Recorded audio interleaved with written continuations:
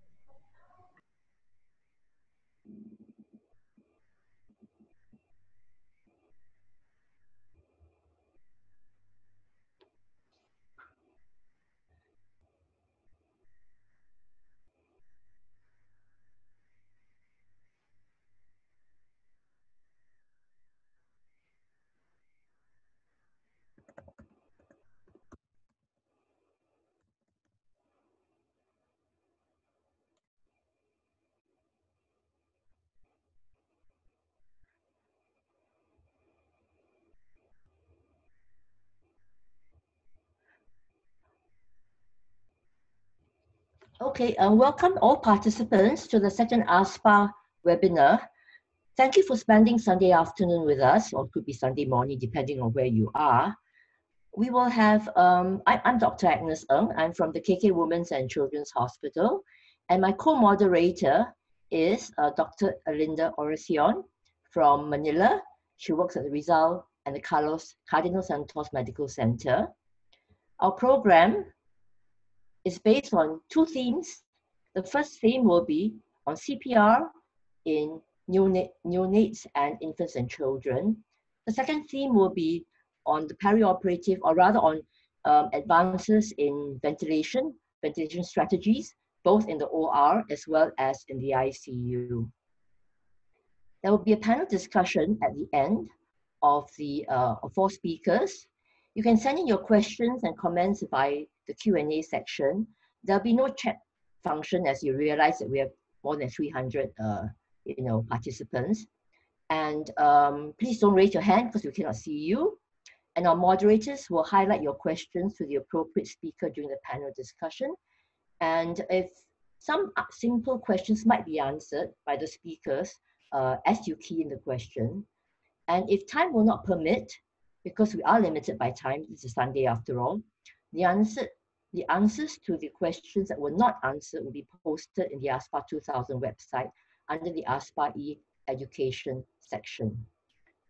So perhaps we will go on to the first speaker. The first speaker is Dr. Andi Ade Ramlan. She'll be speaking on effective CPR in infants and children beyond the guidelines. She's from the Cipto Hospital in Jakarta, Indonesia. She was formerly a president of the ASPA Society, and she's very active in the education scene. So without much ado, please, Ade.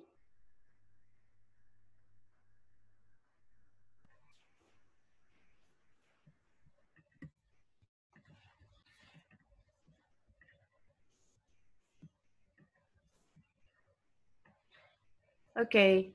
My voice is clear. Thank you, Agnes, for a very kind introduction. Good afternoon, everybody. First, I would like to send my great appreciation for the ASPA E-Education Committee for the hard work to make this webinar happen. My topic is effective CPR in infants and children. But we are not talking about the guidelines now, but we will talk about what's matter beyond the guidelines. Sorry.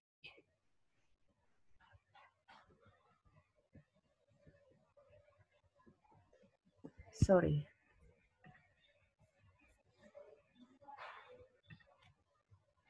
Our topics will cover some outlines that I hope will give us a red line.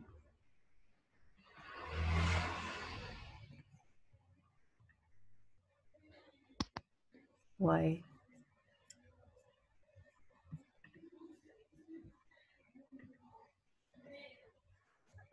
First, we will talk about the major differences between the pediatric and adult patient. When we talk about the pediatric population, then we should see how they are different from adult. But we will not talk about every point. Instead, cover several that important to discuss.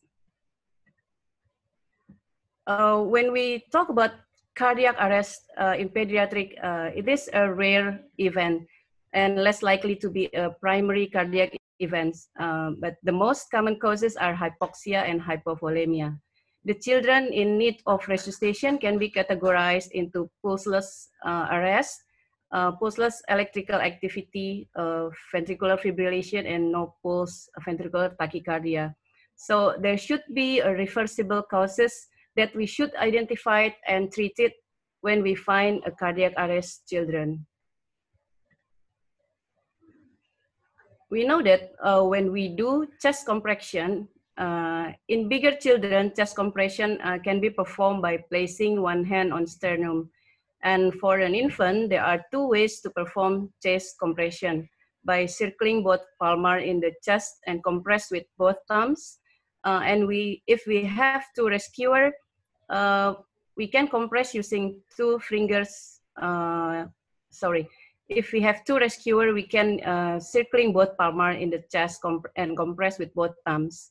But if we only have one rescuer, then we can use two fingers to compress. We should depress until 1 to 3 anteroposterior diameter in infant and like 5 to 6 centimeter in adolescents. There are guidelines suggested to depress 5 centimeter in any age. However,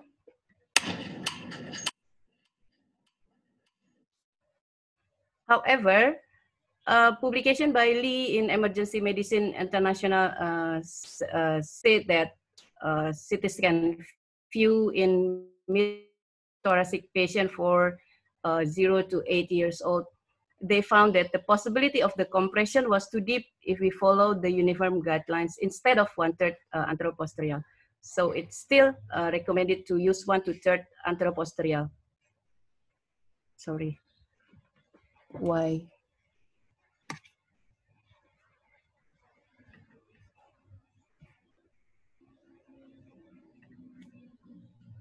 There is strategies to minimizing the interruptions in the chest compression. First, we can use quantitative and tidal capnography, and we can anticipatory charging of the defibrillator. So we charge before the defibrillator is on the patient. And we have a careful use of the advanced airway. If we talk about the advanced airway management in children, as the most common cause of the pediatric patient deterioration is hypoxia, then the airway management is essential to insert the oxygen into the body. So the ventilation by using back mask ventilation can be performed with a higher rate of success. However, it requires interruption in chest compression and associated with the risk of aspiration and barotrauma. Supraglottis airway does not mitigate the risk of aspiration either. Endotracheal intubation is requires specialized equipment and skilled provider. And it might be difficult for healthcare providers who do not routinely intubate pediatric patients. So the recommendation is using back mask ventilation when no experienced persons in performing advanced airway were in place. A systematic review by Notcell in 2019 suggests the use of back mask ventilation rather than tracheal intubation or supraglottic airway in the out-of-hospital setting.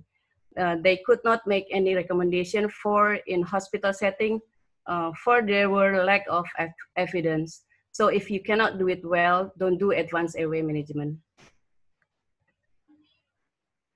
How about ventilation?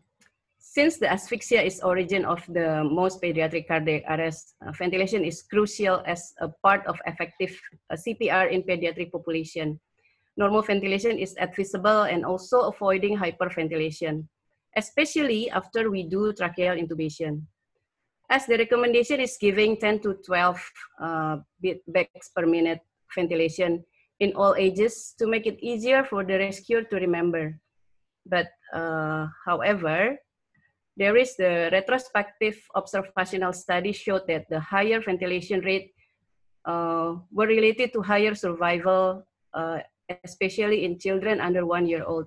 And my practice recommendation for ventilation is to ventilate with enough tidal volume and higher rate, such as 25 to 30 beats per minute for an infant if the advanced airway already in place. How about the equipment and environment? The equipment and environment when performing CPR in children are also important factors. The equipment size, the drug doses, and CPR parameters are vary with patient's age and weight. So a proper size of equipment should be placed accordingly to minimize the time needed to find the right one. Commercially available measuring tapes that are calibrated to read the standard patient weight on body length can be used in accordance with special colored based crash card which support the tape accordingly. When performing CPR in small children, sometimes we forget to control the temperature of the patients. The children's body might left exposed by cold environment or overheat by the radiant warmer. Infants and children are susceptible to heat loss because of a large surface area relative to body mass and less subcutaneous tissue.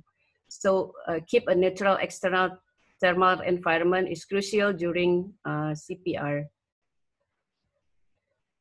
Entitled CO2 reflects the condition of ventilation, perfusion, and metabolism in a real-time manner. By using capnography during CPR, we can confirm the correct placement of endotracheal tube. We can monitor the quality of CPR and provides an early indicator of return of spontaneous circulation. So the first sign of the return of spontaneous circulation during CPR is an increase in entitled CO2. Therefore, the monitoring of entitled CO2 provides very useful information to guide treatment during the CPR.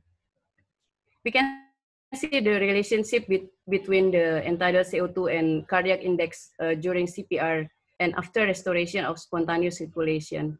So high quality chest compression is when achieving entitled CO2 at least 10 to 20 millimeter mercury.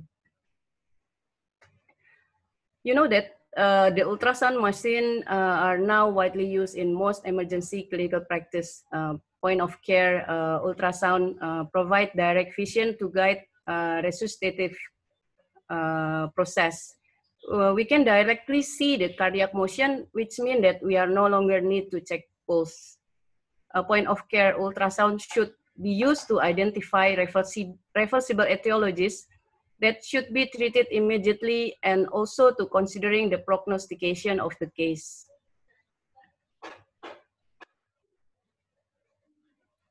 However, the high quality chest compression with minimal interruption should be our first priority in cardiac arrest management. Resuscitative ultrasound has the potential for harm when used incorrectly.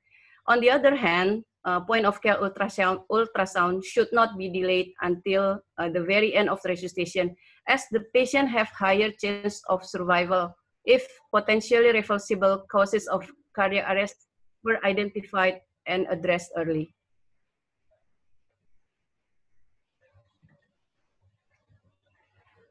Hypothermia therapy after pediatric cardiac arrest or targeted temperature management should be performed in children who remain comatose after return of spontaneous circulation. It is reasonable to use either 32 degrees Celsius to 34 degrees Celsius target, followed by the 36 to 37.5 target. Or we just use a normal condition, normal temperature as 36 degrees Celsius to 37.5 degrees Celsius. Meanwhile, the child should have continuous measurement of core temperature.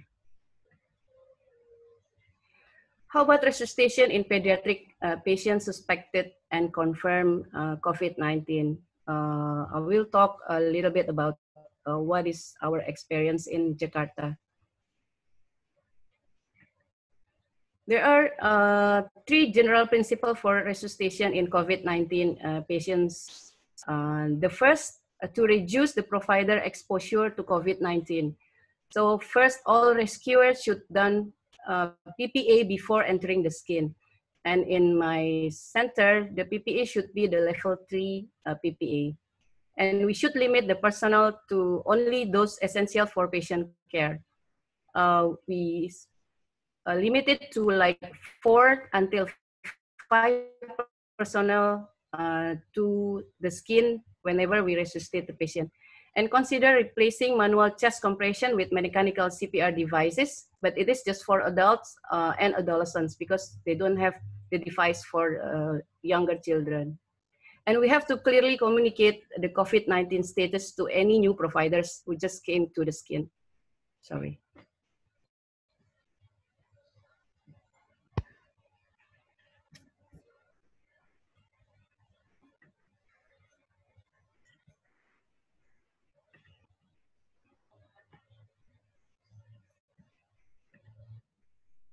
Prioritize, the second general principle is to prioritize oxygenation and ventilation strategies with lower aerosolization risk.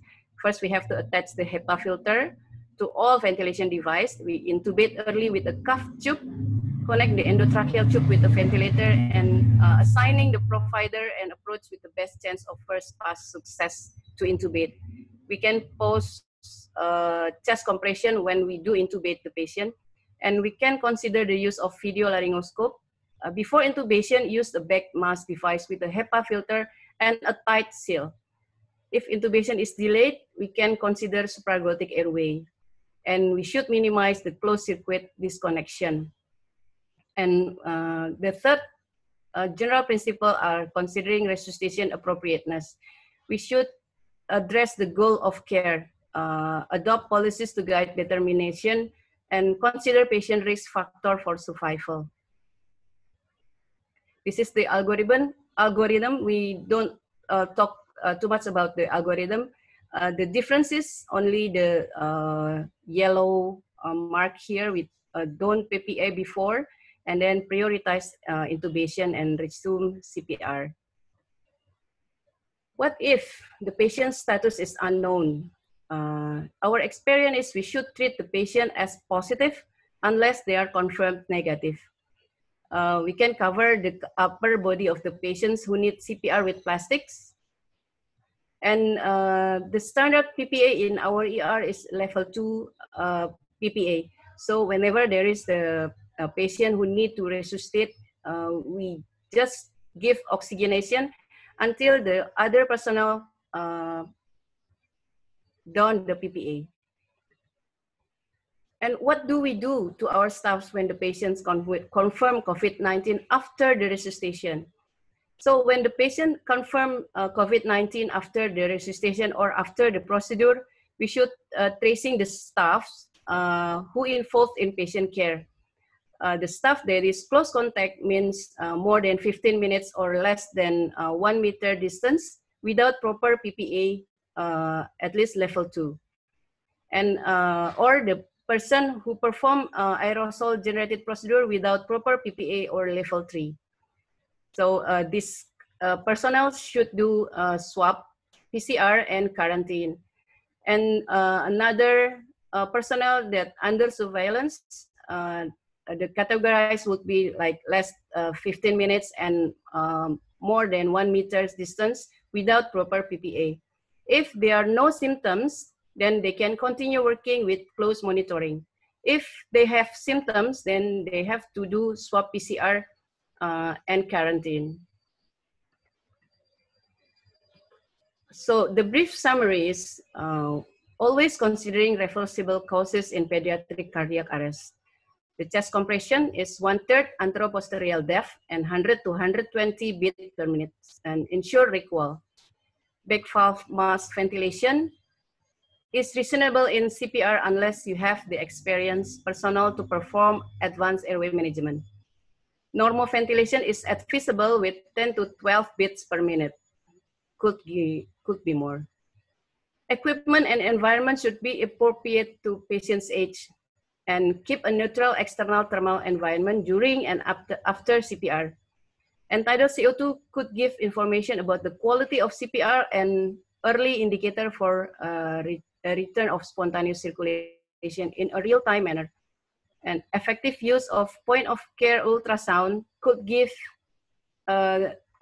the resuscitation process, but should not interrupt the CPR process. And we should avoid hyperthermia after return of spontaneous ventilation. Thank you very much. Thank you, Ade, for that comprehensive update, particularly some pertinent points about what's new. We leave the questions, participants, to the end, or you can start keying in your questions with the Q&A. Just a reminder for those who came in that please send your questions through the Q&A, for your chat function is disabled. So we'll go on to the next speaker, who is Dr. Hari Balasubramaniam. He's a consultant neonatologist from the Surya Hospitals in Mumbai. He takes care of extremely low birth weight infants and has a keen interest in clinical research and systemic reviews and meta-analysis. So Dr. Hari, please proceed.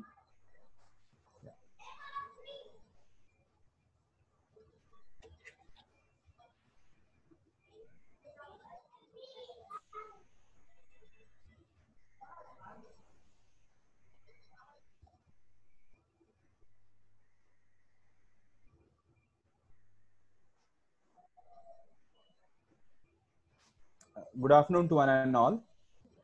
I am here to talk about updates in neonatal resuscitation and what has changed in the COVID era. What has changed in neonatal resuscitation per se in the COVID era. So here is the neonatal resuscitation algorithm, which has remained the core of NRP for decades.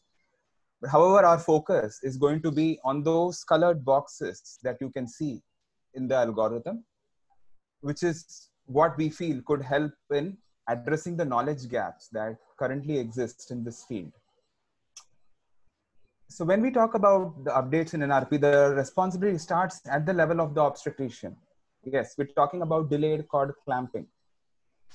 So delaying the clamping of the cord by at least 30 seconds or maybe even up to 2 minutes has remained the standard of care in term infants. But now this has extended even to the preterm infants, thanks to the robust evidence that has come in the form of this particular trial, the Australian placental transfusion trial, which enrolled 1,500 neonates born less than 30 weeks of gestational age to receive either delayed cord clamping or immediate cord clamping, where the cord was clamped within 10 seconds. They found that there was a reduced mortality with the delayed cord clamping by at least 3%. Though the primary outcome was not very different. Then came up a large meta-analysis, which included all the 18 trials that basically studied delayed cord clamping with respect to immediate cord clamping. A group of 200,834 infants, preterm infants, and particularly data on close to 1,000 infants that were less than 28 weeks of gestation. So even this forest plot shows that there was almost a 32% reduction in the incidence of death in the delayed cord clamping group. So when we talk about delayed cord clamping, the challenge has always been, or the barrier to implementation has always been, that what do you do if the baby needs immediate attention? So is it possible to ventilate the baby or to resuscitate the baby while the cord is not yet clamped? So it seems to be possible. Here is a schematic representation of how that can be done during the cesarean section and during a vaginal delivery. I mean, where the baby tray needs to be kept, and where the pediatrician could start resuscitation, that could happen by the bedside, the mother's bed. This has shown to be feasible in certain studies. However, the efficacy and the safety of such an approach remains to be studied. So this brings up another important concept called as physiology-based cord clamping, which has shown to result in hemodynamic benefits in lamb studies, where you don't set a time for clamping the cord. You allow the placental transfusion to happen until the cord pulsation ceases. So by this, you see whether you get to see important improvement in the clinical outcomes in newborn infants. Then about umbilical cord milking, this has been considered as an alternative to delayed cord clamping in situations where immediate attention is required or immediate resuscitation is required. So the cord gets stripped or milked towards the baby in a matter of 10-15 seconds, and then the baby is handed over to the pediatrician. So the recent evidence, the trial that came up in 2020, the PRIMO2 trial that compared intact cord milking versus delayed cord clamping in 450 neonates born less than 32 weeks, showed that there was an increased risk of severe IVH in the cord milking group when compared to delayed cord clamping. And this was particularly seen in the 27-week babies less than 27 weeks. So there's a word of caution, or there's a signal of harm for umbilical cord milking, particularly in gestations less than 28 weeks. So we did a systematic review of all the studies that followed umbilical cord milking. There were 19 studies in all, 2014 infants. We also found that, yes, compared to delayed cord clamping, there's definitely an increased risk, a 2 times increased risk of having severe IVH. And even when compared to early cord clamping or immediate cord clamping, you don't see any clinical benefits with umbilical cord milking. Now, the next most important thing was meconium strain liquor, management in non-vigorous infants. Now, this concept has gone a full circle. It has in fact evolved over decades. We now know that for vigorous infants, what we need to do if they are born out of meconium is just routine care. They no longer need something called as observational care, and they don't need intrapartum oral suctioning. Now, when it comes to non-vigorous infants, initially where bag and mask used to be contraindicated, now that's the way to go. In fact, mask ventilation is required if the baby has a heart rate of less than 100 per minute and is not breathing. Now, the issue is, or the recent update is, whether you do a routine endotracheal suction for babies that are born out of meconium and are non-vigorous prior to initiating breaths or prior to initiating positive pressure ventilation. Now, the answer to this came from this landmark trial that was published in the Journal of Pediatrics in 2016, where term non-vigorous neonates were randomized to receive endotracheal suction or no endotracheal suction in babies that were born out of meconium strain liquor. So they found that there was no difference in the incidence and severity of meconium aspiration syndrome. There was no difference in mortality. Neither was there any difference in neurodevelopmental at 9 months of age. So whether you need to do routine endotracheal suctioning, do you get any benefit? The answer was no. And this was voiced in few other studies that subsequently came up. So no routine endotracheal suction for babies, non-vigorous babies born out of meconium aspiration.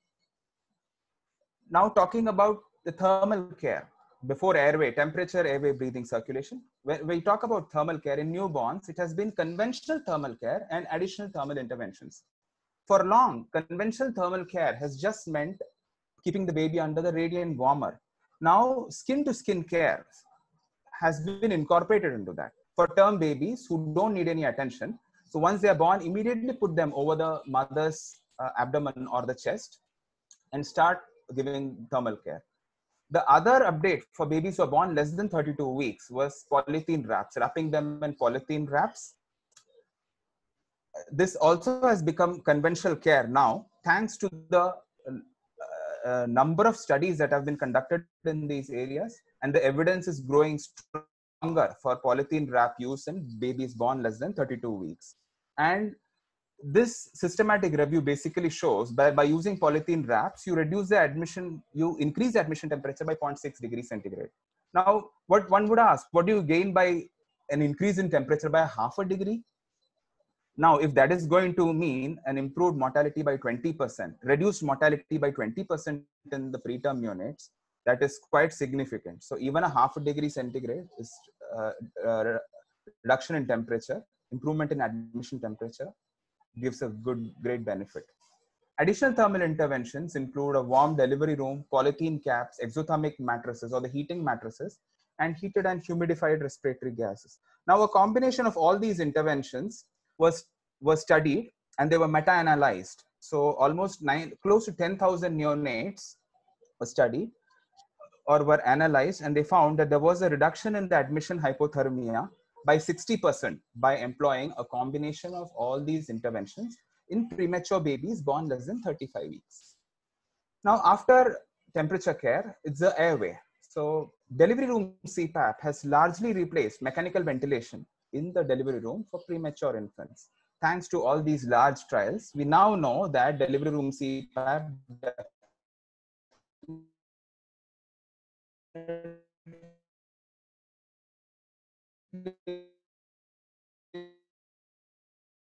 reduces the need for mechanical ventilation, reduces CPAP in premature babies in the delivery room. So the verdict is, for spontaneously breathing preterm infants with respiratory distress, initial use of CPAP rather than intubation and IPPV would be advisable.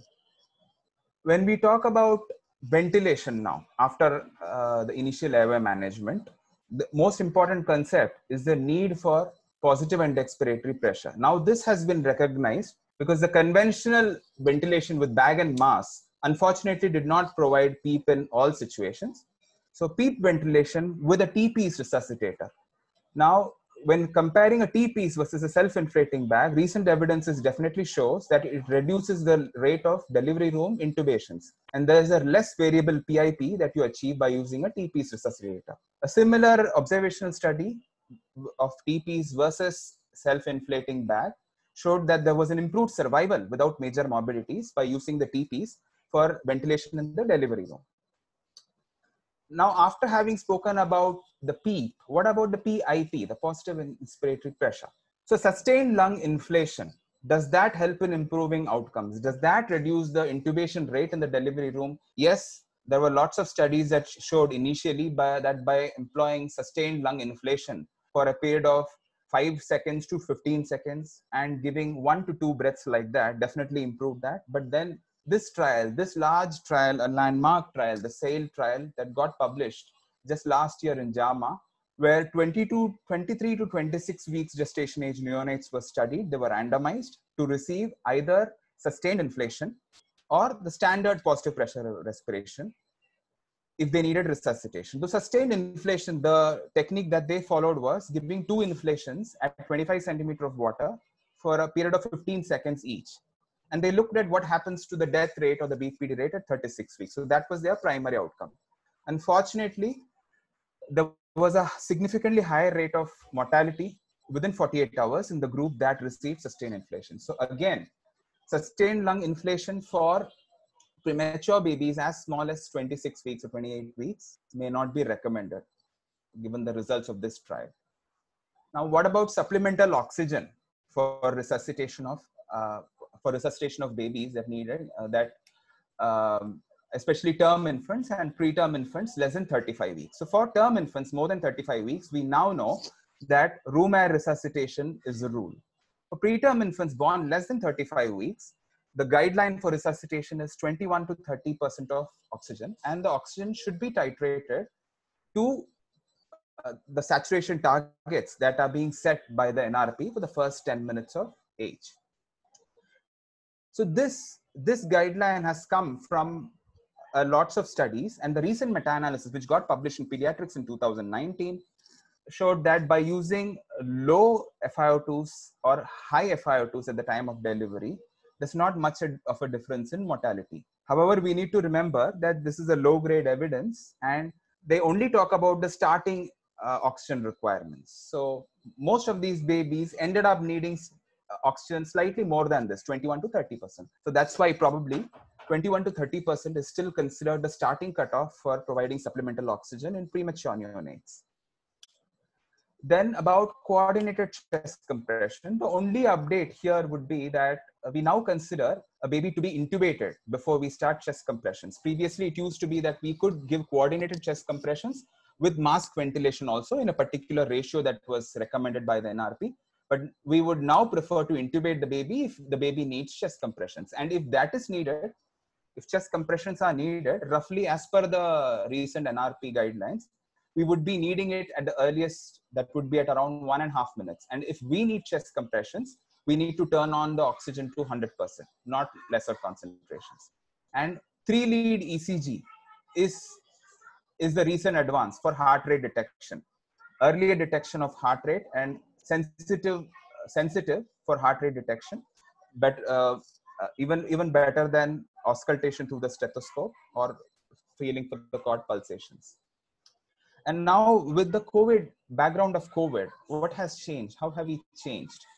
So why do we need to look at neonatal resuscitation in the background of COVID? In fact, neonates have been the luckiest population. The population with the best outcomes all over the world has been neonates, fortunately.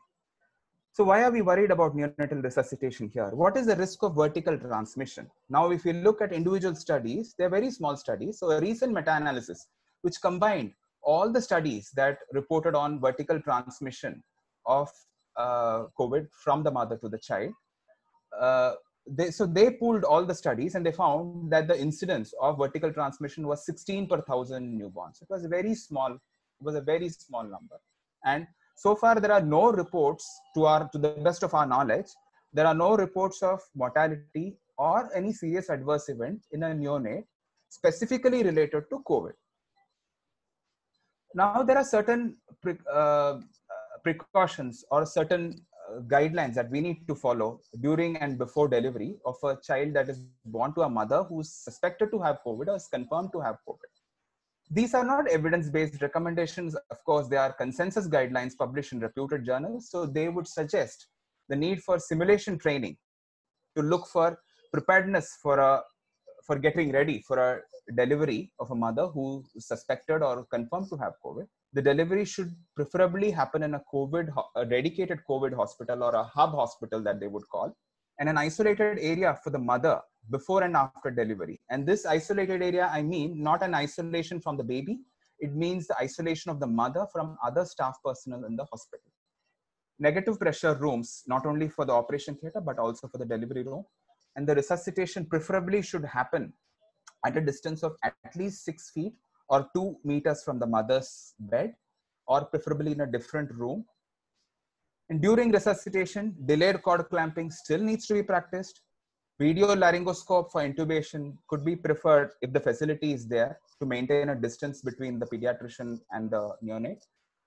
Viral filters between the mask and the resuscitator. Now, this is something, again, we need to see if we are comfortable with the dead space and the pressure that we are delivering to the child, if we are okay with it. And closed DT suction, basically for aerosol generating procedures, which involve suctioning, endotracheal instillation of certain medications like adrenaline and more commonly surfactant in premature babies. So we need to take specific care. I mean, the personal protection hygiene should not be compromised, and preferably transferring these babies to the NICU or to the ward in a transport incubator rather than an open cot. And this is just an example of an aerosol box that was designed for use by an Indian unit, and which is still under publication. So they have shown an aerosol box here, which they are quite comfortable with. But however, we also need to look at the logistics, our convenience, the accessibility to the second resuscitator, the nurses. And most importantly, the question is that whether this is really required. what is the rate of transmission in either directions, from the mother to, from the baby to the doctor, and from the pediatrician to the baby? What is the risk of this transmission? So do we really need to go this far? After having a look at all this, we also need to know, what do we do next once we subjected them to routine care? Do we separate the baby from the mother, and what do we do about the feeding policy? So the Chinese guidelines and the American Association of Pediatrics, they initially recommended separation of both the baby and the mother, and they preferred giving express breast milk rather than direct breastfeeding. But however, the WHO, the Italian organizations, UK guidelines have prevailed, and they have been more conservative, and they have encouraged rooming in and also direct breastfeeding. Whereas the CDC guidelines still suggest a shared decision making with a team of pediatricians and the family. So having known all this, we are not going to touch in upon the areas of debate as far as COVID is concerned, which is beyond the scope of this talk. That would be the maternal health burden, the NICU management practices, the testing policies of newborn and the mother and the staff personnel. So I would conclude my talk over here, and thank you for giving me this opportunity. Thank you, ASPA. Thank you, Dr. Hari, for sharing the updates in the latest, CPR in newborns, and also for telling us that, newborn in this COVID era do very well. Yeah. Okay, so we'll move on to the third speaker. But again, Matt, can I remind the participants, please don't raise your hands because we cannot see it. If you have any concerns, could you please, send it in through the Q&A. So the next speaker is Dr. Suvikram Law. He is a very cheery chap that's looking at his photograph. All right, he's actually from intensivist, a pediatric intensivist from the Sri Raj Hospital, Mahidol University in Bangkok, Thailand. He has a special interest in point of care ultrasound and echocardiography. So those of you who have questions can ask him about it. So without much ado, Suvikram, please proceed. Thank you, Agnes, for the introduction. Let me pull up my slides.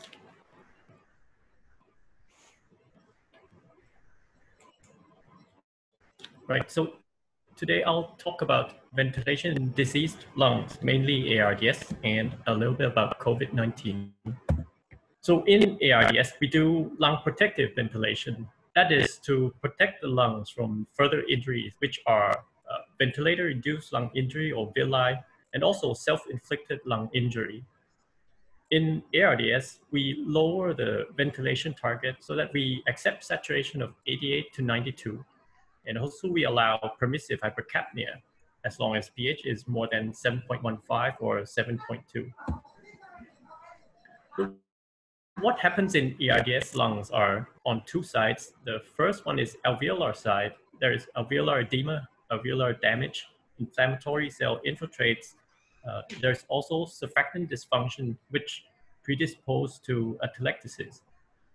The other side is vascular side. There's pulmonary vasoconstriction, sometimes microthrombosis.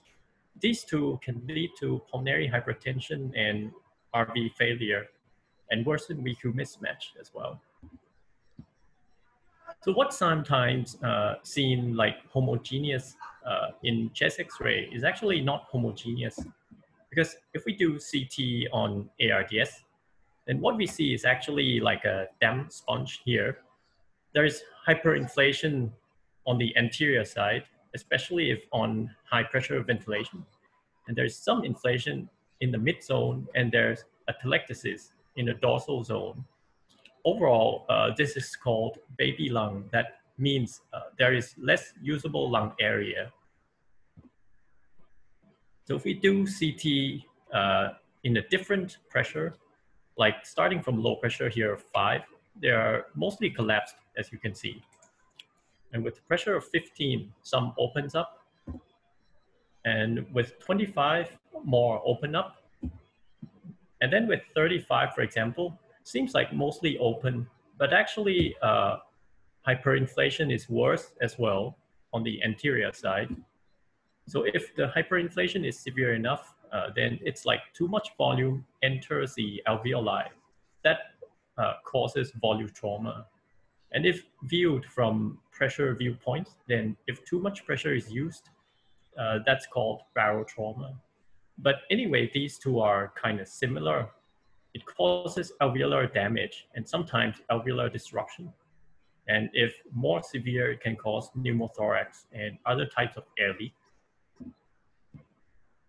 So actually, in doing PEEP titration, it is not trying to open all alveoli. It's like trying to balance between opening up more alveoli versus causing overdistension.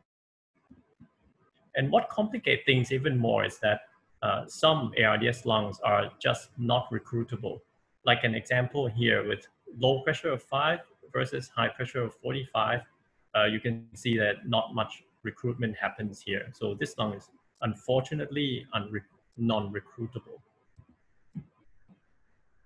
Next is about atelectrauma. This happens when the PEEP is too low. So when we use too low PEEP, alveoli opens during inspiration and then collapse down during expiration, then reopens again during next inspiration. This cyclic closing and opening is not good because it causes alveolar injury. So with adequate PEEP, then it stabilizes alveolar opening and then it keeps alveoli open during expiration. And then there is no cyclic closing and opening. This prevents atelectrauma.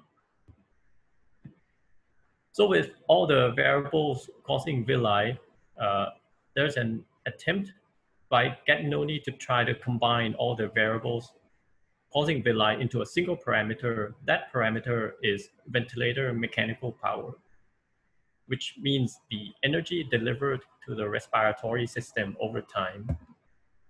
Here, the power can be broken down into 3 components. The white zone here is resistive component. That is the power to work against airway resistance. The blue zone here is dynamic elastic component. That is the power to inflate the lungs over the PEEP. And the gray zone here is static elastic component. That is the power to keep the lung inflated at the PEEP. This picture explains self-inflicted lung injury. So in fact, the pressure that causes the lungs to expand is not only airway pressure, it actually is transpulmonary pressure, which equals airway pressure minus pleural pressure. So if the patient has his own inspiratory effort, then the chest wall expands outward. Then it causes the pleural pressure to become negative. Then with negative pleural pressure, that causes the lungs to expand.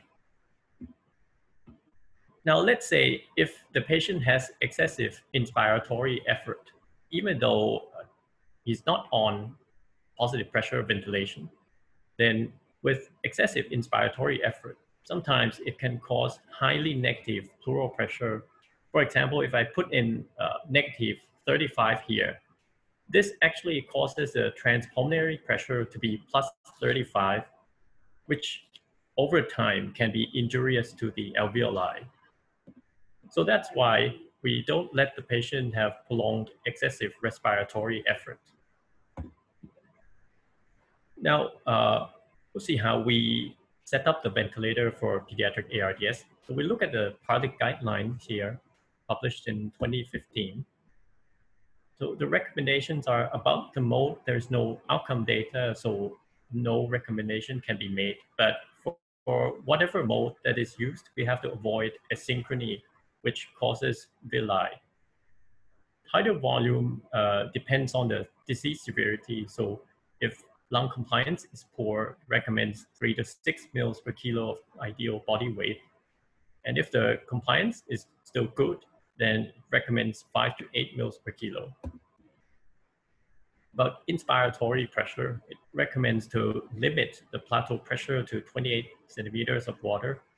But in patients with decreased chest wall compliance, like obesity, that allows up to 29 to 32. About the PEEP, in severe ARDS, it recommends PEEP of 10 to 15, and titrated to oxygenation and hemodynamic response. But sometimes PEEP over 15 may be needed, but we have to pay attention not to exceed the plateau pressure limit. There's evidence that PEEP FiO2 table may help as well. This is a retrospective study by Kemani from 2018. This study compared the actual PEEP that the patient got to the recommended PEEP from ARDS Network low PEEP table. What I'd like to point out here is that even though this table is called low PEEP table, but the PEEP here is not that low. For example, if FiO2 is 0.6, then the recommended PEEP here is 10. If FiO2 is 0.8, then recommended PEEP is 14. So this is not that low PEEP. So if we look at the results, the middle graph here is the patients who got the PEEP just like that recommended in the table. And to the right are patients who got the PEEP more than recommended in the table. To the left are patients who got the PEEP less than recommended in the table. And the square dot here is ICU mortality. You can see that if you look at the patient who got the PEEP less than recommended in the table, mortality seems to be higher than patients who got the PEEP just like that in the table or more. And if we look at the subgroup analysis, this effect is mostly seen in patients with PF ratio of 100 to 200, meaning moderate ARDS. However, this is a retrospective observational study, so we have to interpret the result with caution. So back on the recommendation about lung recruitment maneuver. So it recommends for severe oxygenation failure, we can do careful recruitment maneuver by slow incremental decremental PEEP titration. And sustained inflation is not recommended. However, in reality, it is difficult to predict how each patient will respond to recruitment. And if done, we have to monitor the response and hemodynamic changes closely. This picture shows incremental decremental PEEP titration. So starting from low PEEP here and go up, then at some point there will be what looks like opening pressure. It is known by seeing saturation improves or compliance improves. And then if titrated up further, there'll be a point of hyperinflation. That is known by seeing compliance decrease or blood pressure decrease. Then at that point, we have to titrate down. And then during the down titration here, at one point, there will be a closing pressure known by seeing saturation decrease or compliance decrease. Then at that point, you know that the alveoli starts to close down. Then we have to re-recruit and then titrate down to about 2 centimeters above closing pressure. Next is about prone positioning. So when we flip the patient prone, then what happens is that the gas entry into the dorsal lung increases. And then the blood flow to the ventral lung increases as well. So overall, this improves VQ matching. And over time, it makes lungs more homogeneous. I'll talk a little bit about COVID-19 in children. You can see that the percentages are small. Children constitute only 2% of all COVID cases from China CDC database. And then among pediatric COVID cases, then actually less than 1% are critical. Having said that, there are reports of severe COVID-19 in children, like this 12-year-old girl with ARDS with refractory hypoxemia with good response to nitric oxide and successfully treated. The data about ventilation in pediatric COVID are scarce. So we look at the adult data. So here's 2 adult COVID pneumonia phenotypes proposed by Gattinoni. So First one is type L. Type L here is not like typical ARDS. It's thought to occur in early stage of disease. L here means low elastance, which is good compliance, low VQ ratio, low lung weight, low lung recruitability. And because this type is not typical ARDS, so the usual ARDS treatment here is probably not suitable. The other type is type H. This is just like typical severe ARDS. And it's thought to occur in later stage of disease. H here is high elastance, which is poor compliance. And because this type seems to be like typical severe ARDS, so the usual ARDS treatment should be okay for this type. We don't yet know what causes type L to progress to type H. It may be self-inflicted lung injury or maybe ventilator-induced lung injury. And of course, it probably can be from the disease progression itself as well. And here's an example of CT from these two types. You can see that type L here, there's really not much consolidation and just a bit of ground glass here and there, and nothing to recruit here. In CT from type H here, you can see that it looks like typical severe ARDS with the possibility to recruit collapsed areas here and there. So in type L, there is hypoxemia, but then hypoxemia must be caused by VQ mismatch, but then what causes VQ mismatch? Some propose that it may be pulmonary vasoplegia or vasal dysregulation. There's histologic evidence showing that there's pulmonary vascular endothelialitis as well, and some microthrombosis. So then how do we treat type L disease? We probably can allow higher FiO2, higher tidal volume, and not to use too high PEEP. And also we have to avoid excessive inspiratory effort, which causes self-inflicted lung injury. Early awake prone positioning has been done as well. Some propose nitric oxide or other pulmonary vasodilator. Also heparin and nebulized heparin have been talked about as well. But overall, these therapies still have to be proven in larger studies. So with current pandemic, awake prone positioning is increasingly done, and most reports perform awake prone positioning when saturation is less than 90 to 92, while the patient is receiving more than or equal to 5 liters of oxygen, or when PF ratio is less than 200. It shows that this improves saturation in most cases, and it may help decrease ventilator use. So in summary, ARDS needs individualized ventilator setting. COVID ventilation depends on the disease phenotype, and type L is not like typical ARDS. Thank you for your attention. Thank you, Dr. Suvikram. Thank you for explaining the pathophysiology of ARDS and in such simple terms that we can understand. And thank you for sharing the ventilation strategies, the updates that we use in critically ill patient. So again, please don't raise your hands, and we leave sending your questions to the Q&A. So now we'll introduce last speaker, but not the least, Dr. Pichaya Watayawinyu. She is also from the Sri Raj Hospital, Mahidol University, Bangkok.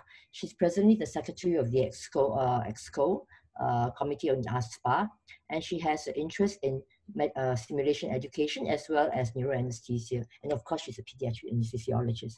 So please, Dr. Pichaya, proceed.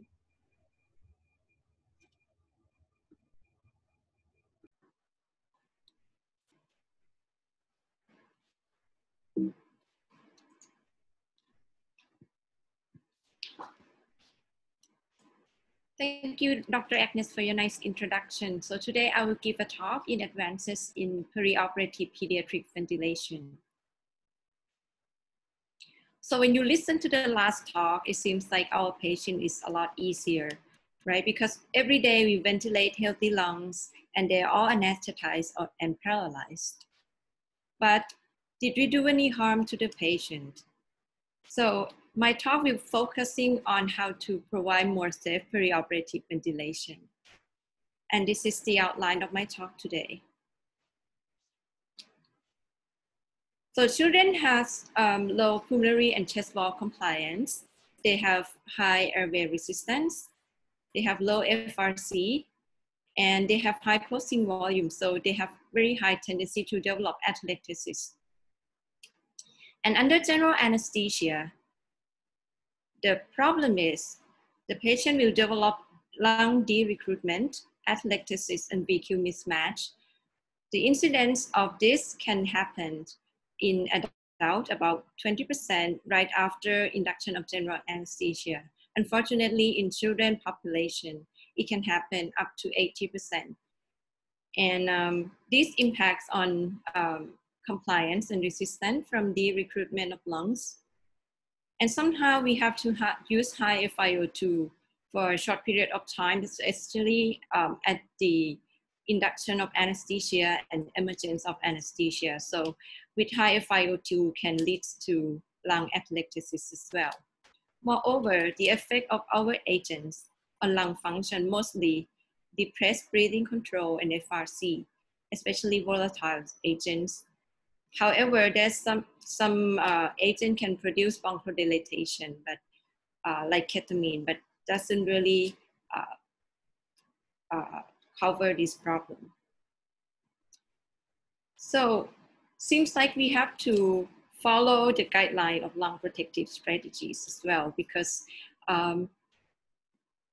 there's some evidence, however, just little evidence on ventilation in healthy lungs in pediatric that can develop some mechanical ventilator-induced lung injury as well. This is only some case series that they found that after we put patient with healthy lungs on mechanical ventilator during general anesthesia for a couple of hours, when we checked the blood, it seems like the pro-inflammatory cytokines levels increase. And during general anesthesia, as I mentioned earlier, there's a very high incidence of atelectasis. And seems like the alveolar injury is maximal at the non-atelectatic region of the lungs because of overinflation. So it will be nice if we combine lung recruitment maneuver and apply appropriate PEEP with low tidal volume setting, as if we did that in diseased lung as well. And because atelectasis can develop even after general anesthesia, it continues during emergence and after general anesthesia as well. So it is recommended we should continue putting the patient on CPAP, and we don't have to give 100% oxygen anymore at the end of anesthesia. Like after we extubate, we put the patient on low FiO2, like 0.4. For lung protective strategies, we focus on 3 aspects. For low tidal volume, usually set up at the tidal volume of 6 to 10 mils per kilo, with PEEP at 5 to 8, and we usually do alveolar recruitment. I just want to point out this study a little bit. This is the study on 24 children aged between 6 months and 6 years who underwent cranial MRI. This is an MRI study of the lungs of those children. So they use MRI imaging for measuring atelectasis volume during general anesthesia. And they randomized this group into ZEEP, CPAP, and lung recruitment group. The ZEEP will be left like after induction of general anesthesia, they will be putting on ventilator without providing any CPAP or PEEP. And the CPAP group will be placed at around 5. And for the lung recruitment, they will gently do CPAP at 5 and then for breath after that, they put a CPAP at 10. And then 4 breaths after that, they put on a CPAP of 15. And then they bring the PEEP up to 40. And they ventilate at very fast rate, like 30 per minute for 10 breaths. And then they keep the CPAP down to 5. So it seems like this is like the cross-sectional of the lungs. And this is the posterior part, this is the anterior part. Seems like the patient in the lung recruitment group has no atelectasis. So that is quite interesting.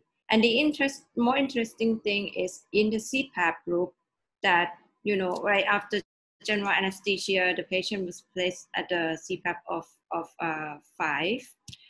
Seems like the atelectasis happened even more than the CPAP group. And this is the imaging of the study.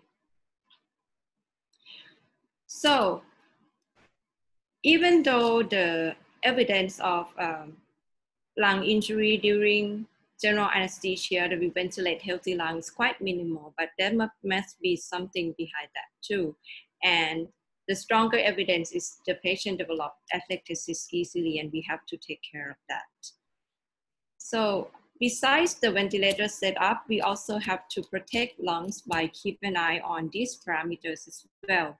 Like when we use breathing circuit for manual ventilation, we normally use Jackson-Rees TPs, but we have to use that with caution. Although this kind of breathing system can give the patient CPAP or PEEP, and we can ventilate, we can feel the movement of the valve, we can feel the compliance and resistance and everything, but in the inexperienced hands, sometimes we cannot, they cannot understand what happened to the patient. Sometimes they just didn't really make airway open very good, and they just ventilate, and some gas may leak into the stomach as well. So there's another point that we have to keep an eye on besides the ventilation setup or the ventilating protocol that you intended to use. And right after extubation, the patient lost FRC right away.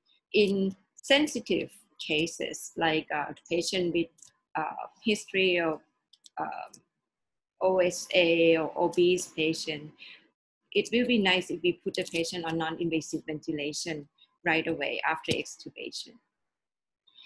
And the incidence of this problem will happen more in the patient who underwent cardiothoracic surgery and cardiopulmonary bypass, because FRC reduction during the procedures are even more. So you understand how to set up a protocol for ventilation, but you have to understand your equipment as well, because sometimes it will not be delivered as you want it. So if you have conventional ventilator, conventional anesthesia ventilator, the limitation is the mode, because most of the time they only have volume control mode.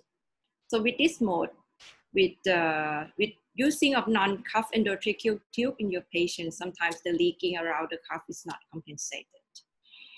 And conventional mode, the tidal volume that you intend to deliver sometimes is not accurate because of the breathing system compliance, and the bellows function in this kind of ventilator cannot be there. And when you change the phase gas flow, the tidal volume that the patient receives will be changed as well.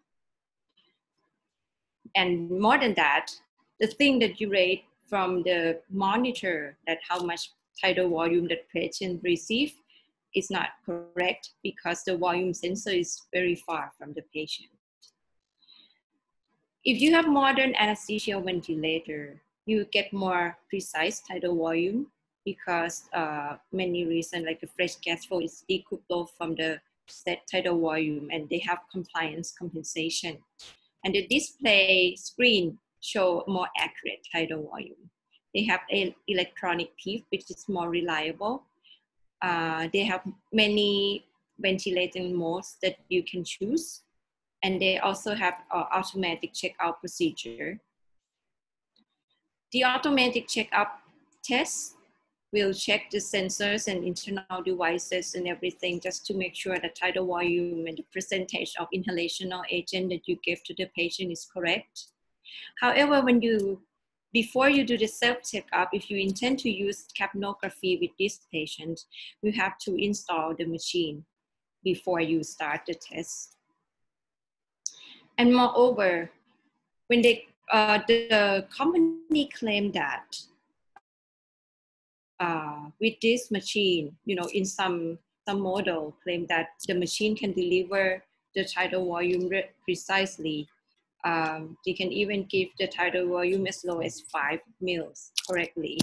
But during machine checkup, when you use the corrugated tube in the circle system, you have to make sure that if you want to make the circuit compliance correctly, you have to expand the circuit as long as you want to use in your patient, because if you shorten the circuit, the compliance will be different. And sometimes the tidal volume, especially in infant, it will read incorrect. Now I'm going to talk about different modes that we can use in modern anesthesia ventilator.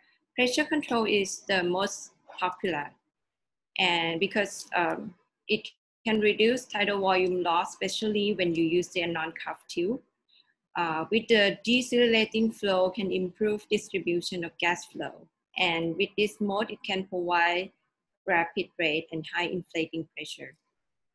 Volume control is not that bad because it can ensure tidal volume to be delivered by the ventilator. And if you want to set up at, like 6 to 10 mils per kilo, it will be more guaranteed than the pressure control. But tidal volume is delivered regardless of the peak area pressure, so beware of the risk of barotrauma.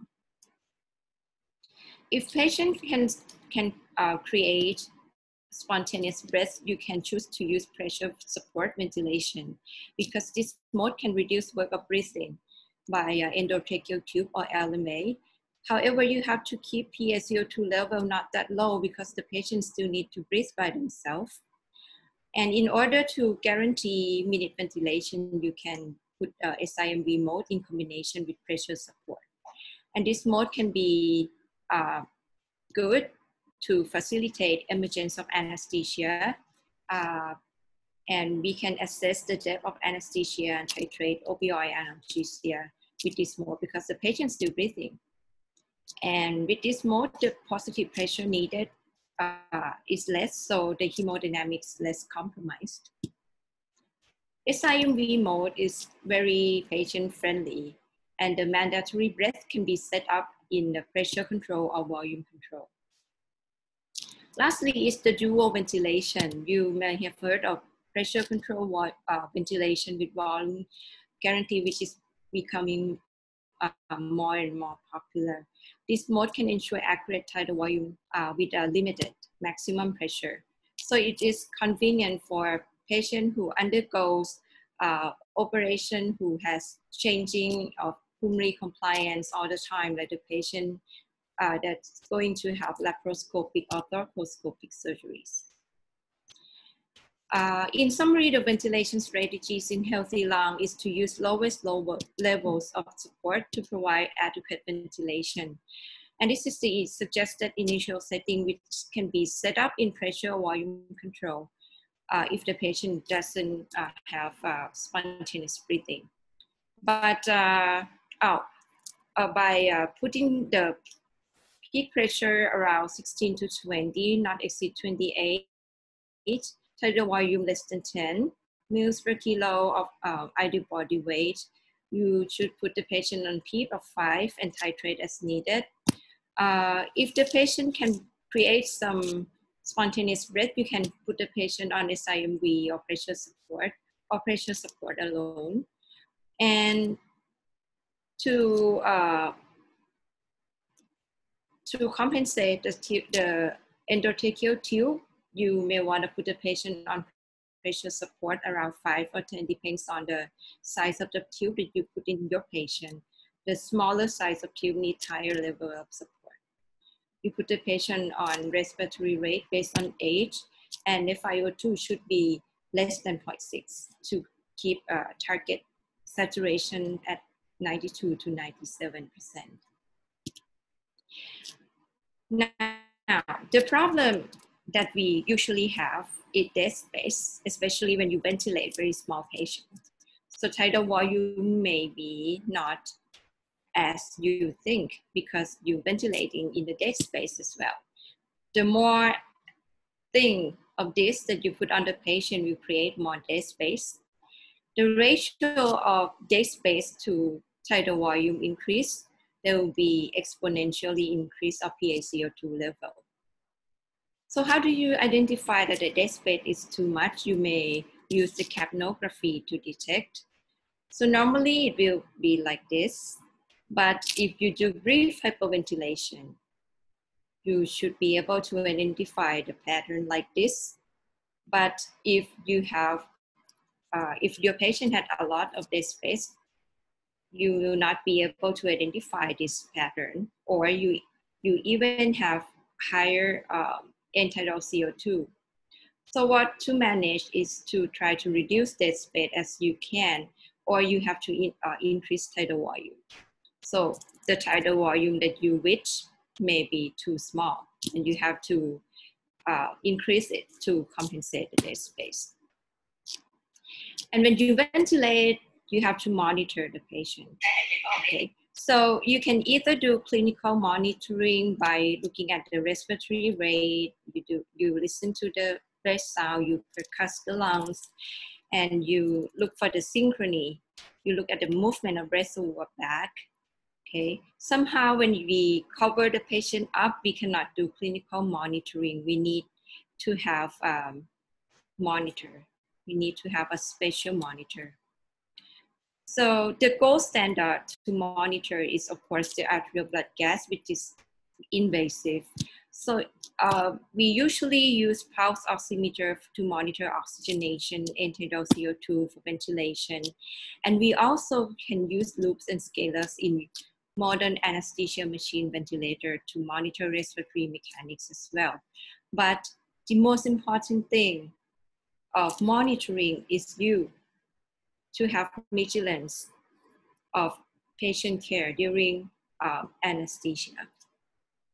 So this is an example of the lung mechanics that you can use from the ventilator to tell you what happened to the patient.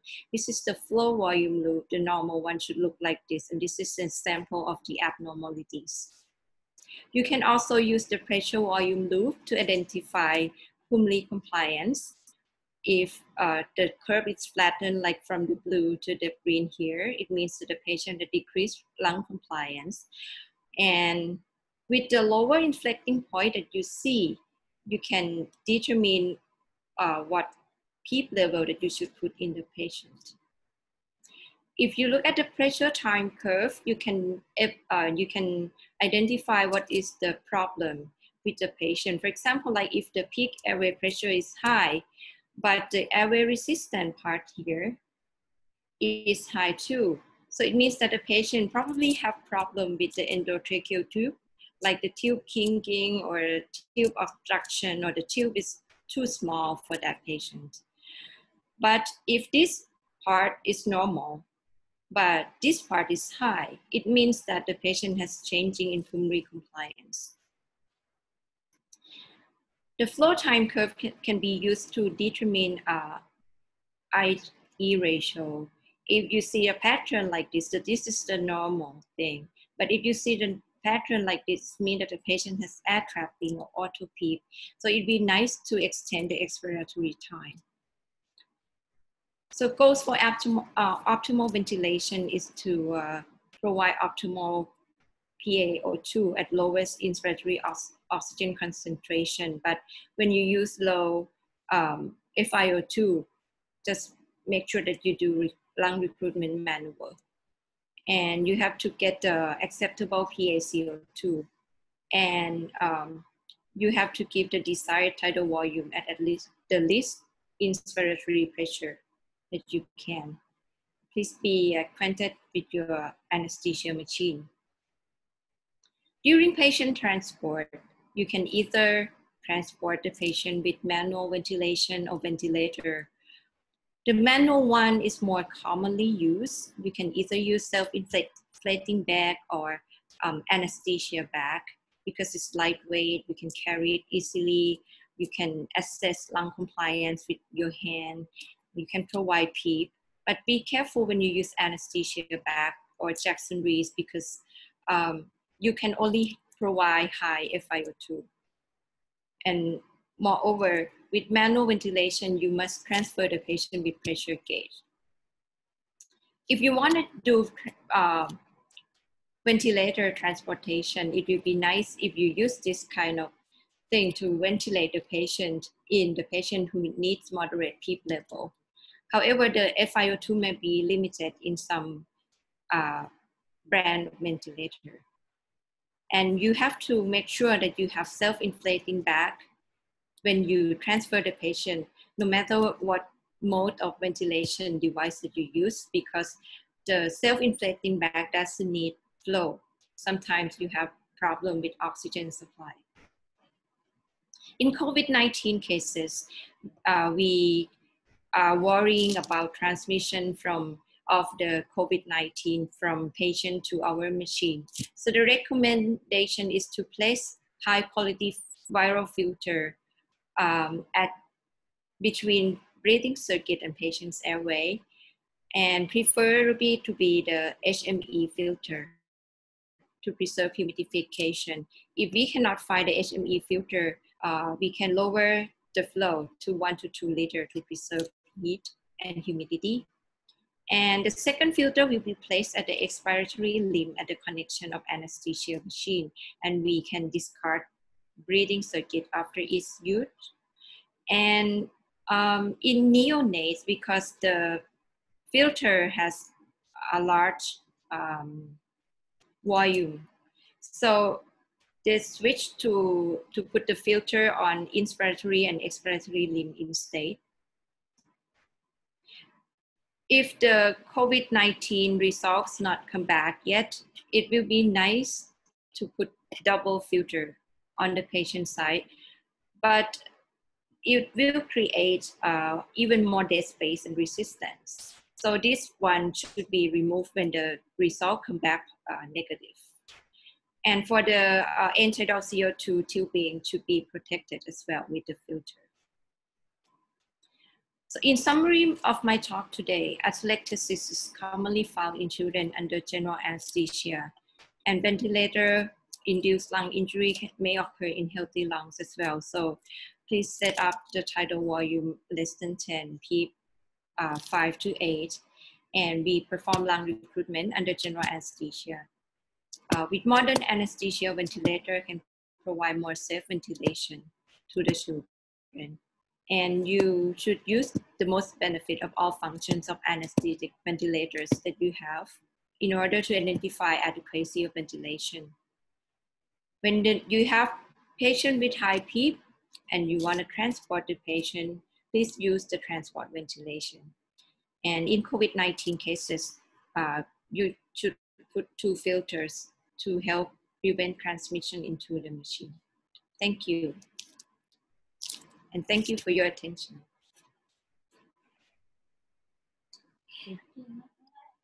Thank you very much, Ichaya, for that wonderful lecture on ventilation, perioperative ventilation study.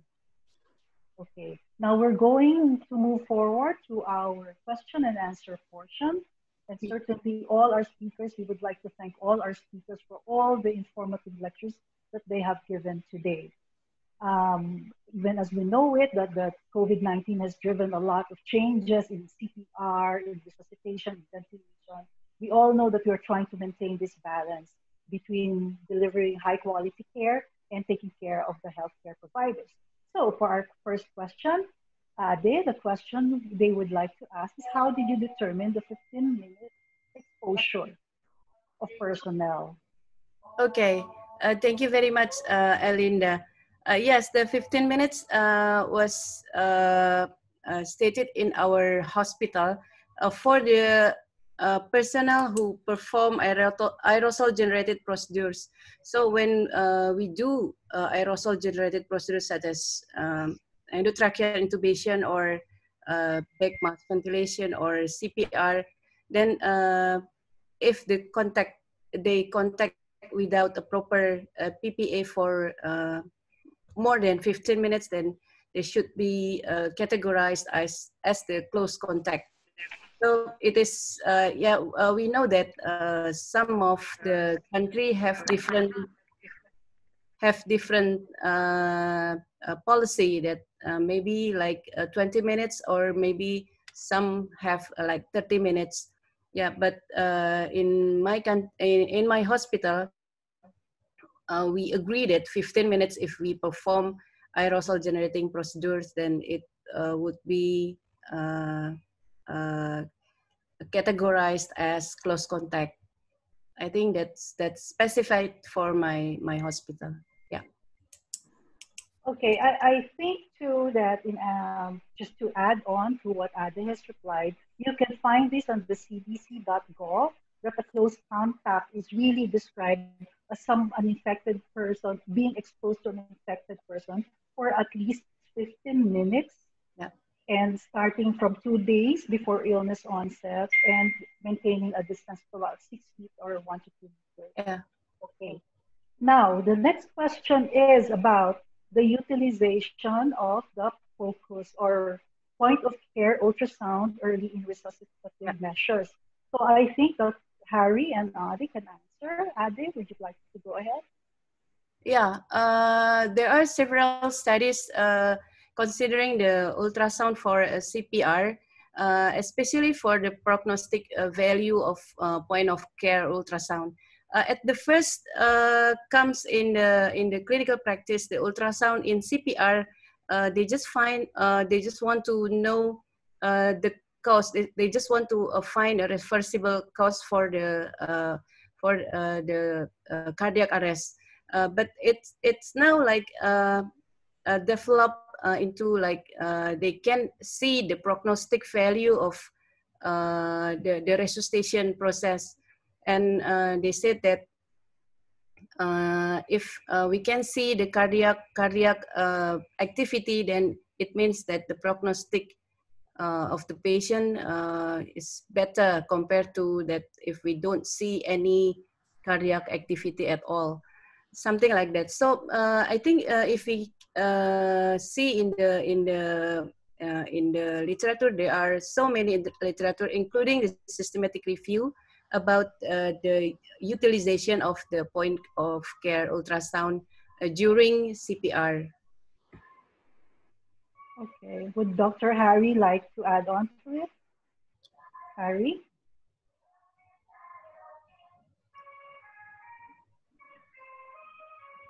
Yeah, point of care ultrasound, at least to the literature search that I'm aware of, there's not much evidence in neonates, because most of the situations it's primarily a respiratory cause, unlike in pediatrics or the adult settings where it is a cardiac cause of arrest or a cardiac cause of resuscitation being needed. It is primarily a respiratory thing, and the pickup of babies with the initial respiratory measures is very good. So there's not much at least much literature on point of care ultrasounds at the neonatal resuscitation, in the field of neonatal resuscitation per se. Yeah. So certainly, just to answer the question, overall, there are studies and you will probably be able to find it on the internet.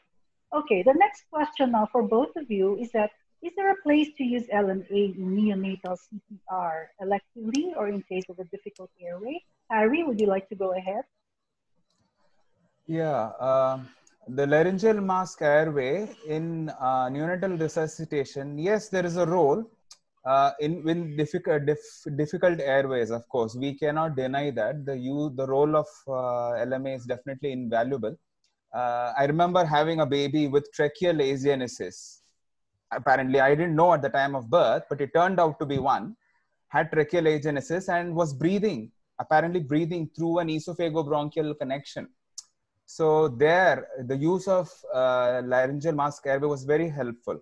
But if you would ask the role of laryngeal mask airway in routine resuscitation or as a guideline, I would say no.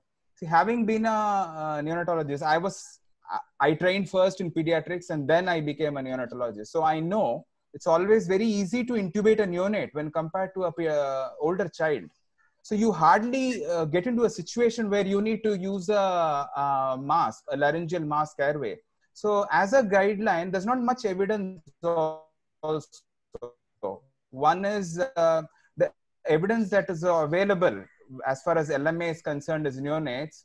They only talk about their outcomes are the time to the first breath, the time to successful LMA placement, the time for the improvement in color. So they only talk about surrogate outcomes. They don't talk about long-term outcomes or outcomes that matter for a neonate, like mortality or short-term morbidity or anything like that. So the evidence is not very, it's a very low-grade evidence at the moment to support use of LMA in a routine scenario, or that it would routinely replace, it would be a substitute for the usual bag and mask ventilation or the T-piece ventilation per se. And the other challenge would be the sizes.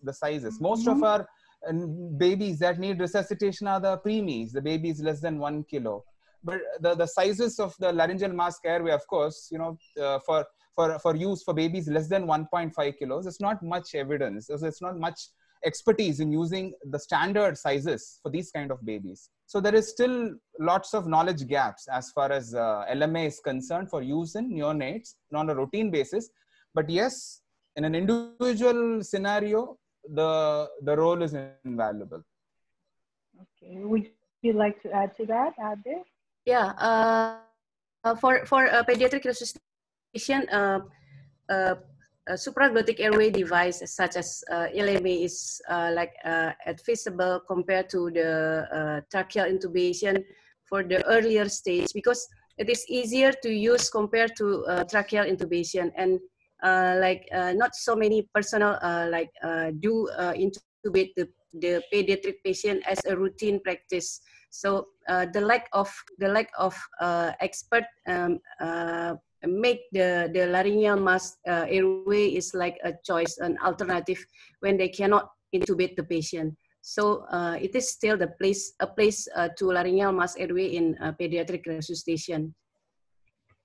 Okay, thank you very much for your answers. I think we can go to the next speakers. Agnes, would you like to? Hey, all right, Suvikram, there's some questions for you. One is, maybe we begin is, what's a permissible PCO2 that you would allow in a child with ARDS? Right. Hold on. Sound loops here. Looks good now. So I probably would say there's no hard and fast answer to that, but as long as pH is more than 7.2, I'll be okay most of the time. And I will easily allow CO2 up to into the 80s, and I'm totally okay with that. But if it, say, reached 90 or so, I may be a little bit nervous. Okay, all right. And one question with regards to still ARDS before we move to COVID is, will you use high frequency oscillation ventilation or jet ventilation, or PRVC mode compared to conventional ventilation when dealing with ARDS? I think at this moment there's an active, ongoing, large clinical studies comparing using high-frequency ventilation, high-frequency oscillatory ventilation versus conventional ventilation. So, but overall, we don't use high-frequency as a first line. We use it as a rescue ventilation when there's severe oxygenation failure, or when CO2 is very high, but without airway obstruction though. Okay, sure. And what about PRVC mode, which is volume guaranteed pressure? I think PRVC is pretty much not so different from pressure control. It kind of auto adjusts the pressure to get the same tidal volume in each breath, I'd say that can be used as well. Okay, so what's your threshold of converting to an ECMO? Wow. So what's the criteria?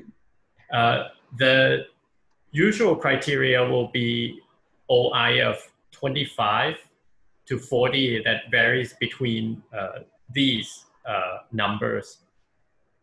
Okay, all right. And there's another question with regards to, is there a difference in recruitment maneuvers between adult and child, or perhaps a child and the adult-sized child? You know, that would be more relevant in our practice. Yeah. First, I'd like to say that recruitment maneuver is actually not to be done as routine still, because it's to be done only when there is severe oxygenation failure, or that you feel that FiO2 is now very high and you're not sure about the peak. But if in adult, I'm not sure, they probably still do sustained inflation in some places.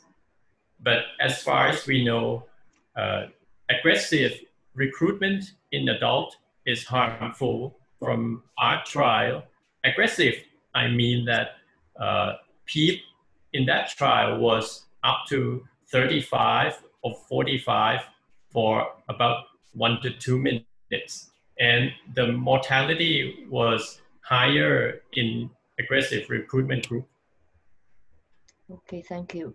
So moving on to the COVID-related questions. There's one that, can we identify H-type and L-type ARDS just by looking at the chest X-ray?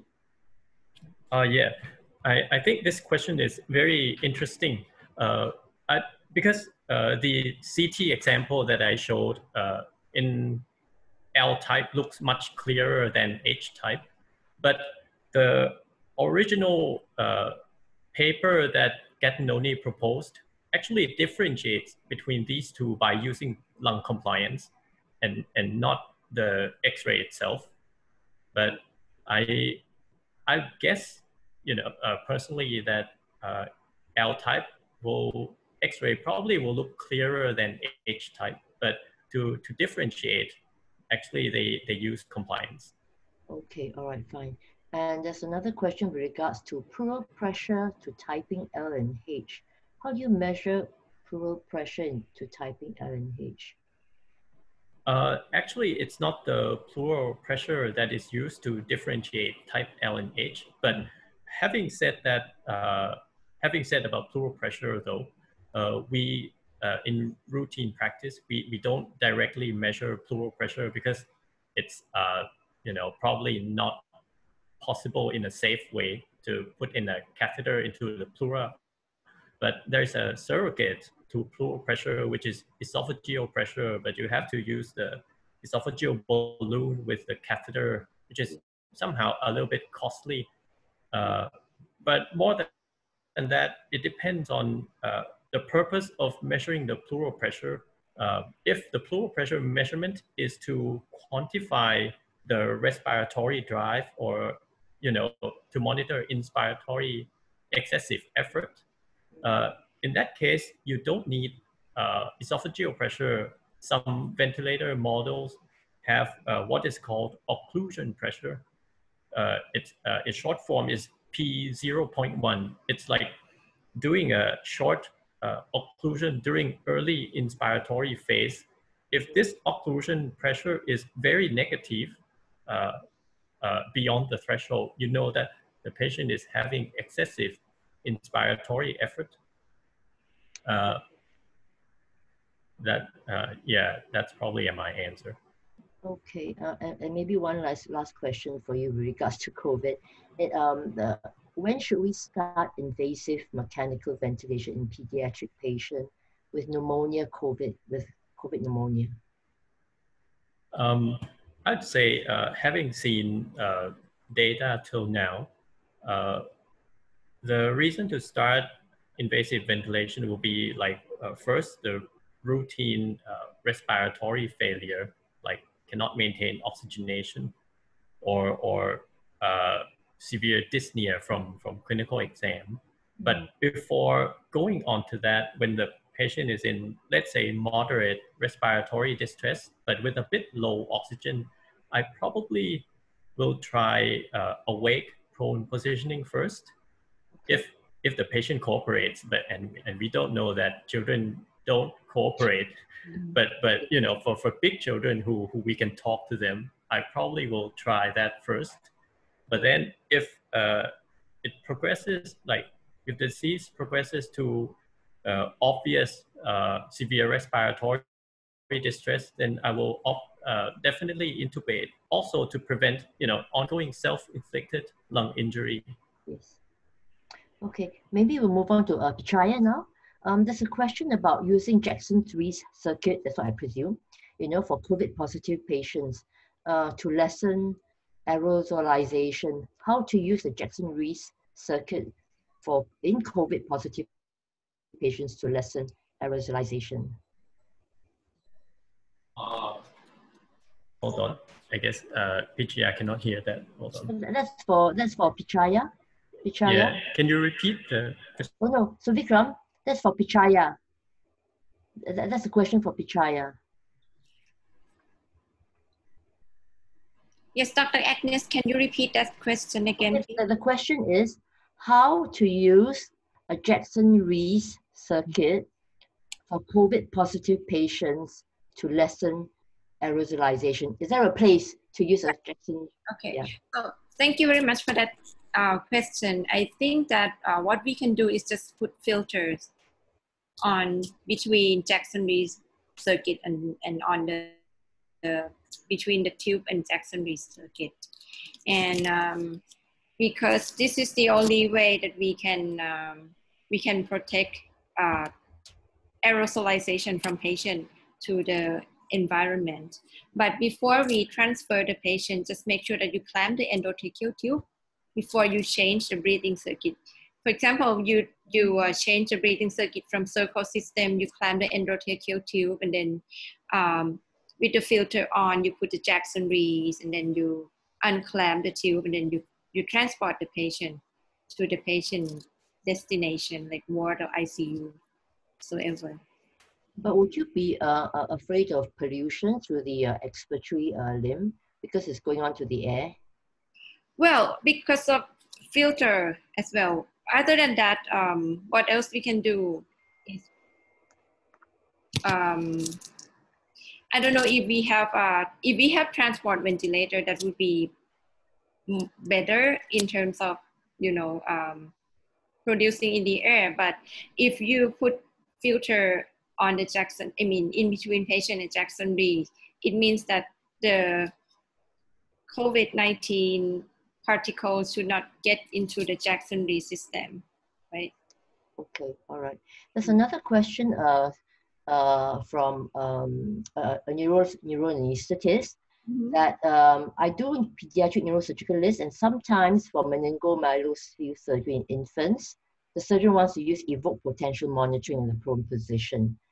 So the patients cannot receive, you know, muscle relaxants. But for some patients, it's easy to control the ventilation, whereas others start breathing from time to time. This is referring to infants on pressure-controlled ventilation. So what ventilatory mode will you suggest for these patients?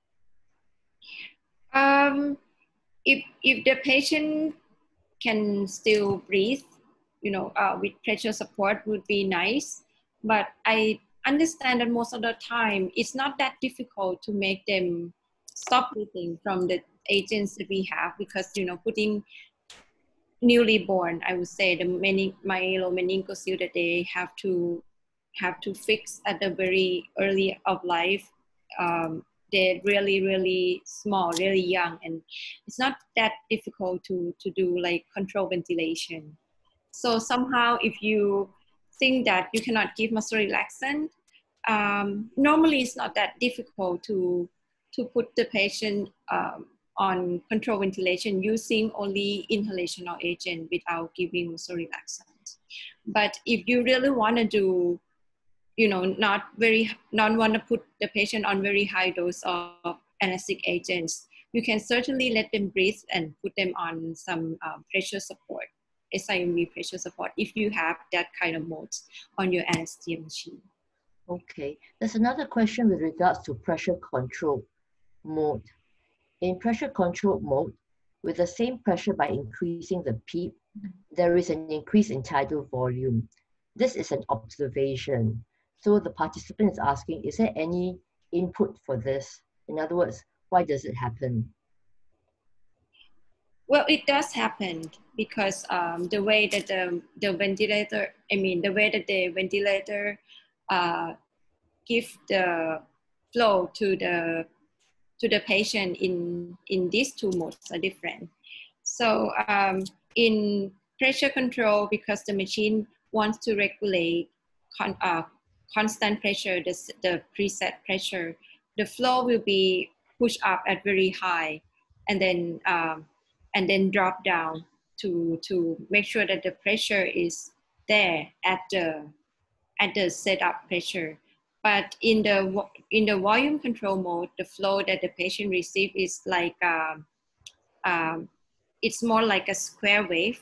The flow is not that high because the aim of this ventilator type, the volume control, is to make sure that the patient got volume that we want. So it seems like, especially if the patient had some leakage, the flow will not be compensated or adjusted in the tidal in the volume control. Okay. I don't know how to explain without having, a picture. Yes, yes. Sure. Sorry. Maybe just one last question. How do you know you're offering adequate tidal volume to a pediatric patient in a situation where you're manually ventilating a neonate during anesthesia due to a lack of an appropriate ventilator? Right, this is very interesting. Well, it depends on what kind of monitors that you have. So normally, if we start with clinical monitor, you have to look at the chest rising and the rate that you give, and for the IE ratio, you may have to make sure that the patient already exhale before you give another breath. And if you have extra monitoring like the pulse oximeter and tidal carbon dioxide monitoring, that would be really helpful for you to monitor all of these. Yeah, I understand that sometimes, right, if we don't have like a fancy ventilator, it's just really difficult to provide the things that we really want. Yeah. Okay. I Can I add on to that? Yes, pardon?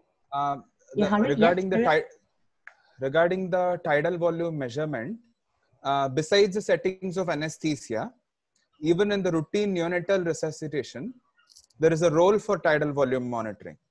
In fact, there are experimental studies where you just need to, there are respiratory function monitors which would directly read the tidal volume. You just need to connect the flow transducer between the mask and the resuscitator. And even with mask ventilation, you would be able to pick up the inspiratory and the expiratory tidal volume. So the utility of this intervention in the clinical scenario still needs to be seen, but it is feasible. It is feasible to measure the tidal volume that the child gets during resuscitation, because now everyone is focused, as far as neonates is concerned, everyone is focused on gentle ventilation right from the delivery room. So we should not be giving more than 4 to 6 mils per kilo. It's more useful, especially to identify leaks between the mask and the face. And that will help the resuscitator in fixing the mask again properly. So that's one big use, but it also can measure and regulate the tidal volumes that you're giving to a neonate during resuscitation. So they are there. Again, there are low-grade evidence, but it is feasible. It can be done. Okay, thanks, Hari. Linda, you want to, because time is running out, yes. I think 2 more questions. Yeah, we're running out of time, but I just have 2 questions for all our panelists, because the people would like to know what kind of personal protective equipment would you actually suggest during an in-hospital cardiac arrest wherein the patient's COVID status is uncertain. Can we start with Ade? Yeah, thank you, Erlinda. As I suggest in my my slides before, if we don't know the status of the patients, then we should assume that they are infected. So we use the most appropriate PPA that we can have. In my hospital, for the resuscitation for unknown minimal, we have level 2 PPA. And the patient should be covered with plastic. So it is not prevent, but it is at least minimize the aerosol procedures. Thank you. Thank you. How about Pichaya? We should, well, I think the situation in my country is different, but anyway, when we have a lot of cases in our country, we always have our PPE available in the OR or in the setup that we expect that the patient might come emergently, so that we can put those suits on right away, just to make sure that we are safe as well.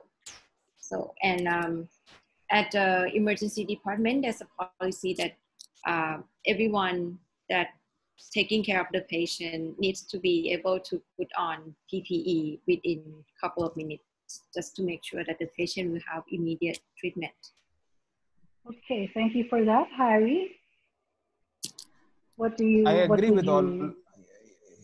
Yeah, so whenever preparedness for a delivery is very important, especially when you attend twin deliveries or triplet sections. It is essential. Not just you would need 2 resuscitators even for a simple delivery of a preterm delivery or a term delivery where you expect resuscitation. So 2 resuscitators would be needed. You would need an additional nurse for saturation monitoring in the delivery room. Besides, there are certain personnel who are going to be working on the mother.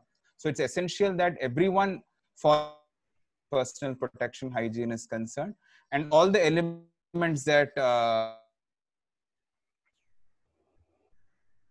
for every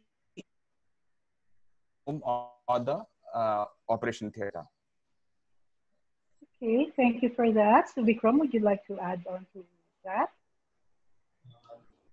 Well, to be specific, the PPE needed for like unknown COVID status CPR, I'd say the minimum will be N95 mask, goggles, or face shield, either one of this, and a waterproof gown and gloves. I'd say those are the minimum, I'd say. Okay, thank you all for your answers. So just one more question for all our panelists. You mentioned, Harry, earlier about the resuscitation box for use for intubation, which is usually used in adults. Now, there is evidence against the use of this intubation box. I know you answered this in the Q&A, but maybe it would be nice for all our panelists to answer this. But let's start with Harry right now.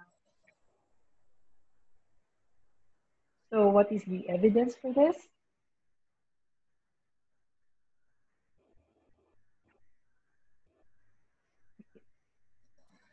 Can you hear me?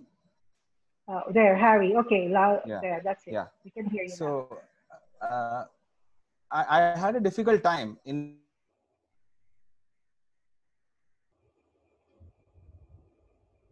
we're losing you. Box. It's still in the design phase, Okay. and it's continually being updated or being upgraded as per the requirement. So first of all, it's very essential to check if we would be able to resuscitate effectively a child with that box in place.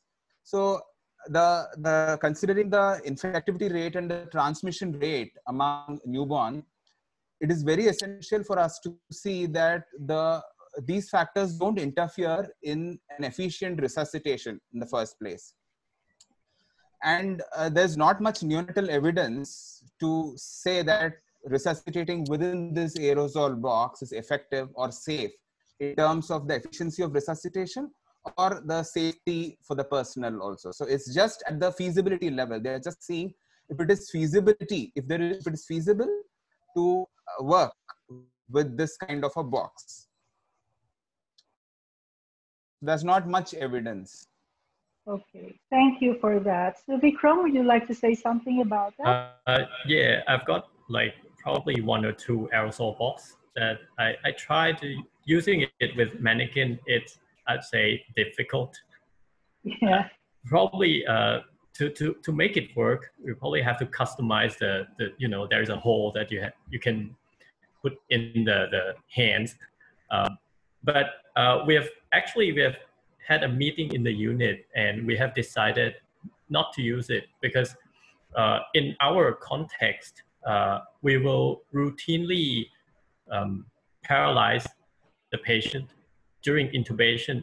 And then if the patient is fully paralyzed already, they don't cough, And I would say the risk of aerosolizing from cough or droplets is minimal because there is no cough. And we're gonna have a full PPE anyway. So I don't use aerosol box because it interferes with actual intubation and things. Okay, thank you. How about Pichaya?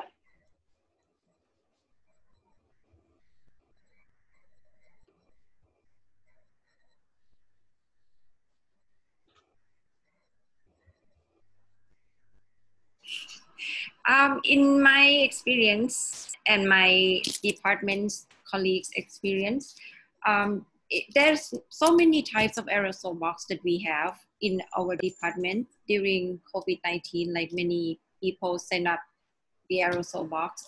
There's different designs, and you have to learn how to use it differently because, some design has this limitation and the other had that limitation.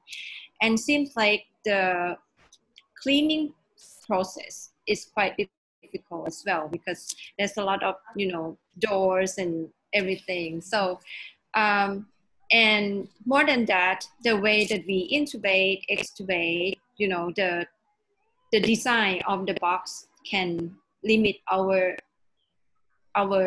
function, our movement, our vision to the patient as well. So at the end, not many people use it, I would say.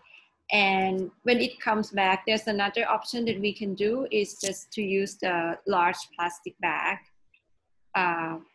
plastic drape that can make ourselves easier in terms of getting closer to the patient, and we don't have to clean it up, which is not good to the environment though, but it's good for the patient. Thank you. Okay. Thank you for that, Ade. How about you? Yeah, we do a simulation study for try to calculate the time difference between using of aerosol box and not using aerosol box. In terms of time, the aerosol box adding more time when we have to intubate the patients. And regarding the safety also, like the aerosol box only cover for the procedure, the operator side, but in the opposite side it's open, so it still can spread the aerosol to others that below the opposite of the operator. So we rarely use the aerosol box. Now we would rather use the plastic with like we put a hole and then our hands can insert to the plastic and we do intubate the patients through that. So it's the same technique as aerosol box, but it is a plastic. So it covers everything. Yeah. Okay, thank you so much for all our panelists for being very patient with us, and to all our participants who have been patient listening in to us. Agnes? Yes, thank you all for attending. Thank you to the speakers for excellent presentation. And thank you to all the participants for listening, spending your Sunday with us. I'd like to advertise the next webinar, which will be on the 20th of September. So please register. All right, you know where the link is because you already registered and attended this one.